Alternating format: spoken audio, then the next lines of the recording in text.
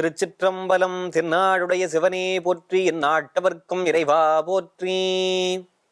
அன்பார்ந்த மாலை முரசு தொலைக்காட்சி நேயர்கள் அனைவருக்கும் அன்பான வணக்கம். இன்றைய தினம் மார்கழி மாதத்தினுடைய 20வது நாள். அருமையாக மாணிக்க வாசக பெருந்தகை இன்றைய தினப்பாடலுடன் திருவெம்பாவையை நிறைவு செய்கிறார். அதுக்கு நாளிலிருந்து திருப்பள்ளி எழுச்சி தொடங்கும். திருவெம்பாவையில 20வது பாட்டு. முதலாவதாக பாடலை சிந்திப்போம். போற்றி அருளுக நின் ஆதியாம் பாதமலர், போற்றி அருளுக நின் அந்தமாம் செந்தளிர்கள், போற்றி எல்லா உயிர்க்கும் தோற்றமாம் பொற்பாதம், போற்றி எல்லா உயிர்க்கும் போகமாம் பூங்கடல்கள், போற்றி எல்லா உயிர்க்கும் ஈராம் இணையடிகள், போற்றி மால் நான்முகனும் காணாத புண்டரிகம், போற்றி யாம் உய்ய ஆட்கொண்டருளும் பொன்மலர்கள், போற்றியாம் மார்கழி நீர் ஆடேலோர் எம்பாவாய் அப்படிங்கிறது பாட்டு. இந்த பாட்டுக்கு எவ்வளவு சிறப்புன்னு கேட்டா, ஒரே கல்ல 2 மாங்கான்னு சொல்லுவாங்கல்ல, அப்படி ஒரே கல்ல 2 மாங்காய் அடிக்கக்கூடிய ஒரே பாட்டு இந்த பாட்டு தான். கடவுள் முன்பு பூஜை செய்கிற போது போற்றின்னு சொல்லி அர்ச்சனை பண்ணணும், கீர்த்தனையும் பாடணும், பாட்டும் பாடணும், அர்ச்சனையும் பண்ணணும். அப்ப கீர்த்தனை செய்கிற வகையில் அர்ச்சனை பாட்டு இருக்கா, அர்ச்சனை செய்யக்கூடிய ஒரு பாட்டு இருக்கானா இருக்கு. அதுதான் திருவாசகத்துல குறிப்பா இந்த பாட்டு. போற்றி போற்றி போற்றி போற்றின்னு வருது. அதே மாதிரி அவர் பாடுன மாதிரி இருக்கு. இந்த ஒரு பாட்டு பாடினீங்கன்னா பாட்டு பாடுன பலனும் உண்டு, போற்றி சொன்ன பலனும் உண்டு. போற்றி அருளகனின் ஆதியாம் பாதமலர், போற்றி அருளகனின் அந்தமாம் செந்தளிர்கள், போற்றி எல்லா உயிர்க்கும் தோற்றமாம் பொற்பாதம், போற்றி போகமாம் பூங்கடல்கள், போற்றி அப்படின்னு போற்றின்னு சொன்ன மாதிரி அர்த்தம். இதே போற்றி அருளகனின் ஆதியாம் பாதமலர், போற்றி அருளகனின் அந்தமாம் செந்தளிர்கள் அப்படின்னா அது பாட்டாகவும் இருக்கும், அர்ச்சனைக்கு அர்ச்சனையாகவும் இருக்கும். அவ்வளவு சிறப்பான பாட்டு. இந்த பாட்டுல இன்னொன்று சிறப்பு என்ன தெரியுங்களா?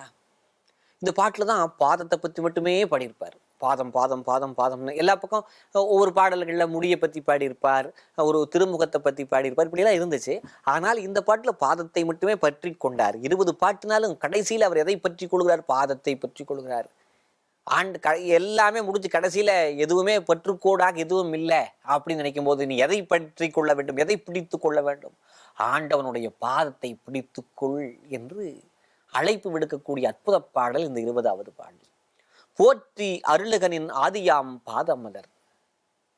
இந்த பாட்டு எல்லாத்துக்கும் ஆதியாக இருப்பது எதுன்னு கேட்டா, ஆண்டவா உன்னுடைய பாதம்தான், உன்னுடைய பாதம்தான் எல்லாத்துக்கும் தொடக்கம் அப்படிங்கிறார். போற்றி அருளகனின் ஆதியாம் பாதமலர், போற்றி அருளகனின் அந்தமாம் செந்தளிர்கள்.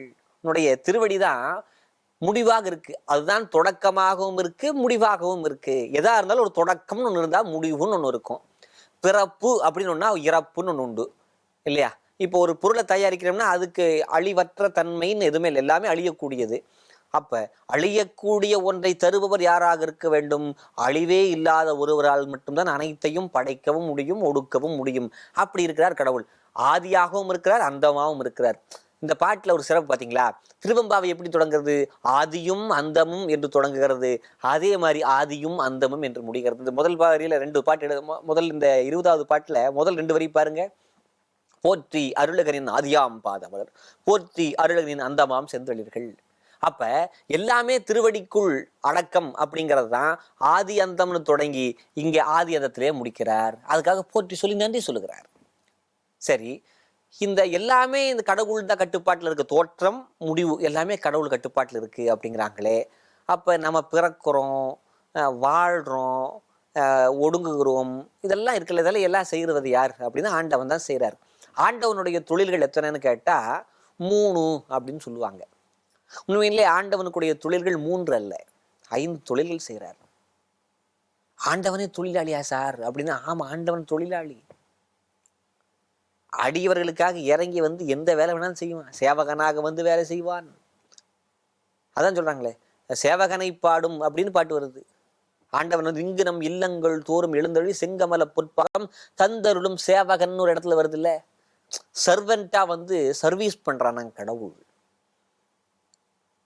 மதுரை வீதிகளில் விறகு விற்றவன் தொழிலாளியாக, மண் சுமந்தவன் தொழிலாளியாக. தொழிலாளி என்ற சொல்லே தமிழ்ல ஒரு அருமையான சொல். இந்த தொழிலாளிங்கிற வார்த்தையை பாருங்களேன். அதுல தமிழ்ல இருக்கக்கூடிய 3 லகரமும் வரும். தொழிலாளி. முதல் லீ சிறப்பு லீ. அதுக்கடுத்து வரக்கூடிய லகரம் நுனி லகரம். அதுக்கடுத்து லீன்னு முடியுது பார்த்தீங்களா, அந்த லீ பொது லகரம்.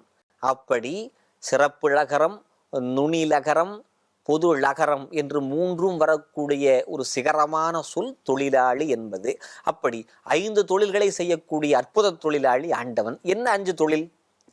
சிருஷ்டி, திதி, சம்ஹாரம், திரௌபகம், அனுக்கிரகம் அப்படின்னு 5 சொல்றாங்க. சிருஷ்டி அப்படின்னு சொன்னா படைத்தல் அப்படின்னு அர்த்தம். அதே போல காத்தல் அப்படிங்கிறதுக்கு திதி அப்படின்னு அர்த்தம். சம்ஹாரம் அப்படின்னா அழித்தல் அல்ல ஒடுக்குதல். சார் அழிச்ச கடவுள் அழிக்கிற செயலை செய்கிறாரா சார்? ஐயோ அப்போ கருணை இல்லையா சார் அப்படின்னா, அழிப்பும் தேவைங்க. அழிவு இல்லாமல் இருந்தா மாண்டாவர் மீண்டால் மண்ணுலகம் கொள்ளாதும்பாங்க.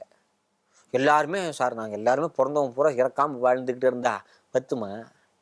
இப்போவே பார்த்தீங்கன்னா, இப்போ சென்னை எடுத்துக்கங்களேன், 6 மாவட்டத்தில் இருக்க வேண்டியவங்க ஒரே மாவட்டத்தில் சேர்ந்துருக்காங்க. காரணம் இடப்பற்றாக்குறை. அப்போ என்ன செய்வது? பேரிடர்கள் வருவதெல்லாம் ஆண்டவனுடைய பெருங்கருணை. கொரோனா வருதுன்னு வச்சுக்கல, கொரோனா எதற்காக? அது ஆண்டவன் செய்த கொடுமையா? அது கொடுமை அல்ல. அப்போதான் நமக்கு நம்ம யாருன்னு தெரியும். நம்ம ரொம்ப சாதாரண ஆட்டமாக போட்டோம், நான் தான் பெரியவன், எங்கிட்ட எல்லாமே இருக்கு. அப்படி இருந்தவர்கள் அத்தனை பேர்த்தையும் ஆண்டவன் நினைத்தால் அரை நிமிஷத்தில் புரட்டி போட முடியும் என்று புரட்டி போட்டவன் தானே ஆண்டவன். அப்ப அழிப்பு என்பது ஆண்டவனுடைய பரிசளிப்பு மாதிரி. அது ஒடுக்கணும், எல்லா மிருகங்களையும் ஒடுக்கணும். இப்ப உணவு சங்கிலின்னு ஒண்ணு வச்சிருக்காங்க. இப்ப சின்ன மண்புழுன்னு இருக்கு, மண்புழுவுக்கு அடுத்து அதை சாப்பிடக்கூடிய ஒரு இது இருக்கு. அது புழு அப்படி அப்படி இப்படியே ஒவ்வொரு விலங்கு உணவு சங்கிலியா போகுது இல்ல, அதான தேவை. இப்ப தூண்டில்னு ஒண்ணு இருக்கு, தூண்டில் புழு. அந்த புழுவை உண்பதற்காக மீன், மீனை உண்பதற்காக மனிதன். புழுவை உண்டு, புழு வருது என்று துடித்த புழுவை உண்டு மீன் சாப்பிட போனது. தூண்டிலே மாட்டிக்கொண்டவுடன் அந்த மீனும் துடித்தது. அந்த மீனை தின்கிற நாமும் ஒரு நாள் துடிப்போம். அதனால அழித்தல் என்கின்ற ஒரு செயலை ஆண்டவன் தான் செய்கிறார். அழித்தலுக்கு அடுத்து அழித்தல் என்பதுதான் சிருஷ்டி, திதி, சம்ஹாரம். திரௌபவம் அப்படின்னா மறைத்தல். சில விஷயங்களை மறைச்சு வைப்பாங்க. மறைச்சு வைக்கிறது ரொம்ப நல்லது. ஒரு குழந்தை இருக்க வீட்டில், குழந்தைக்காக ஒரு பொருளை வாங்கிட்டு வந்து வச்சுருக்கோம், சாப்பிட்றதுக்காக கொடுக்கலாம் அப்படின்னு ஒரு இனிப்பு வாங்கிட்டு வந்து வச்சுருக்கோம். உடம்பு சரியில்லாமல் இருக்குது அந்த குழந்தைக்கு. ஆனால் அந்த குழந்தைக்கு கொடுக்கணும்னு தான் அம்மாவுக்கு ஆசை. பட் இந்த டைமில் கொடுத்தா அந்த குழந்தைக்கு உடம்பு ஒத்து வராது, அதனால மறைச்சு வச்சுருப்பா. ஆனால் அதை தேடி எடுத்து சாப்பிட்டுன்னு வச்சுக்கோங்களேன், அது வேற. சில விஷயங்களை மறைத்து வச்சிருப்பார் கடவுள். அது மாதிரி தான் மறைக்குத்தல். திரௌபகம்னு பேர் இருக்கு சமஸ்கிருதத்தில். அனுக்கிரகம்னு சொல்லுவாங்க. அதைத்தான் அருளல். ஆண்டவன் அத்தனையும் செய்கிறார். இது அத்தனையும் 5 வேலையும் ஆண்டவன் செய்கிற செயல்களை 5 வரியில சொல்றாரு பாருங்க. போற்றி எல்லா உயிர்க்கும் தோற்றமாம் பொற்பாதம். எல்லா உயிர்களும் உன்னுடைய பொற்பாதத்திலிருந்து தான் தோன்றுகின்றன அப்படின்னு சொல்லி ஆண்டவனை ஒரு ஜெனரேட்டர் என்று படைப்பு தொழில் செய்வதற்கிற தன்மையை சொல்லிட்டார். போற்றி எல்லா உயிர்க்கும் போகமாம் பூங்கழல்கள்.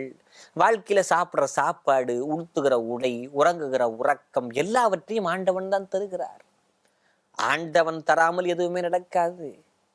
கையில சாப்பாடு எடுத்து வாய்க்கு போய் அந்த சாப்பாடு போகணும், உள்ள போகணும்னு ஒரு பிராப்தம் இருந்தால் தான் போக முடியும். அரிசி இருக்கு சார், அரிசி எல்லா பக்கம் அரிசி விளைகிறது. அந்த அரிசி நம்ம பிளேட்டுக்கு வயல்ல கழனியில விளைஞ்ச அரிசி நம்முடைய சாப்பாட்டு பிளேட்ல வர்றதுக்கு 43 ப்ராசஸ் தாண்டி தான் வர வேண்டி இருக்கு.